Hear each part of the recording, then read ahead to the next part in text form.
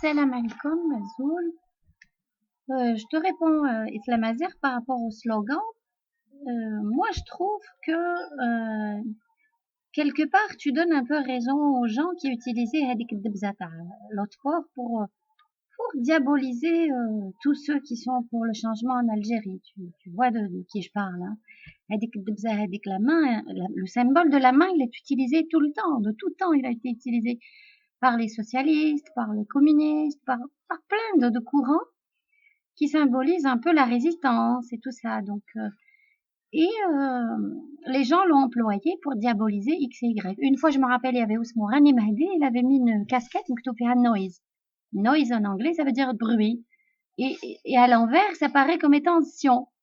Mais c'est sion, صهيون, patati.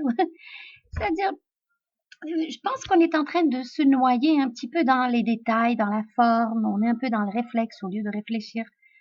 Donc, je pense que il faut pas se perdre dans ces considérations parce que on donne quelque part raison à ce pouvoir. Tu sais, quand moi j'ai entendu Rano dire il y avait des enfin quand il manifestait Place Audin, il y avait certains jeunes qui ils voulaient pas s'impliquer. C'est pas par rapport au slogan ou là c'est pas une question de c'est tu sais même manifester ça a été comme comment dire, le pouvoir a fait en sorte à ce que le tissu social se déchire, soit complètement délabré. Lors de la décennie, il ne faut pas oublier aussi la paranoïa qui s'est installée.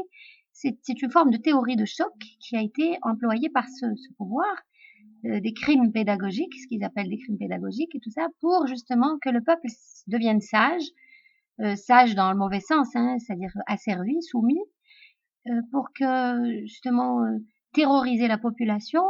La paranoïa s'est installée, personne ne faisait confiance en l'autre.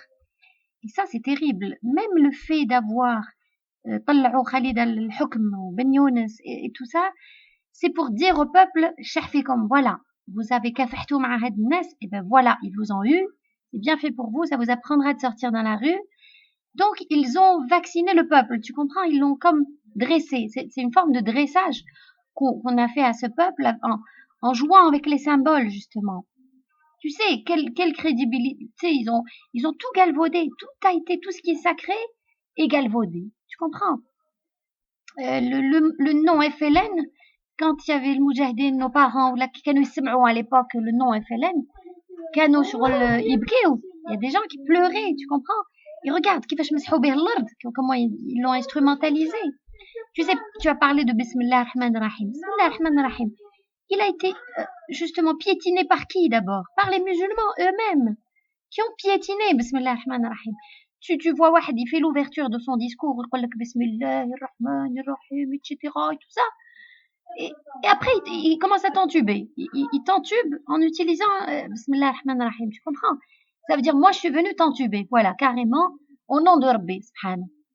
Donc, moi, je pense que c'est un détail de parler de tout ce qui est symbolique, comme ça, c'est-à-dire les slogans.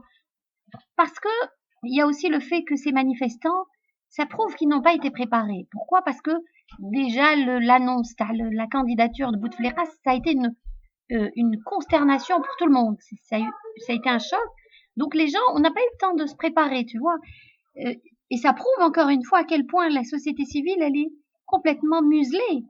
C'est-à-dire, ils ont même pas eu le temps d'écrire, tu vois, ils portaient même pas des feuilles écrites, des pancartes et tout ça. Ça prouve que ils n'ont pas eu le temps de se préparer. C'est-à-dire, les associations, elles sont toutes achetées par le pouvoir. Dès qu'on voit qu'une association, elle a plus de popularité à la base, c'est-à-dire, elle a beaucoup d'adhérents et tout ça, ils commencent à l'infiltrer, à la surveiller.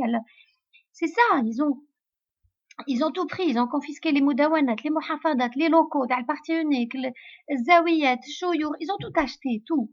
Et donc, la société civile et l'opposition, il lui reste rien. Ils ont que des miettes. Tu comprends? Donc, le fait d'infiltrer un parti, d'acheter un contre l'autre et de manipuler l'un contre l'autre, c'est pour créer ce climat de paranoïa et de méfiance, pour que le fossé se creuse et entre le peuple et la politique, pour que les gens se désintéressent complètement de la politique et se disent bof, de toute façon, ils sont tous des traîtres, ils sont tous pareils. et pour que cette idée se répande dans la société. Et d'une autre part, c'est aussi pour que le fossé se creuse aussi entre le peuple et le peuple, c'est-à-dire entre l'opposition et je veux dire, le peuple et ses représentants.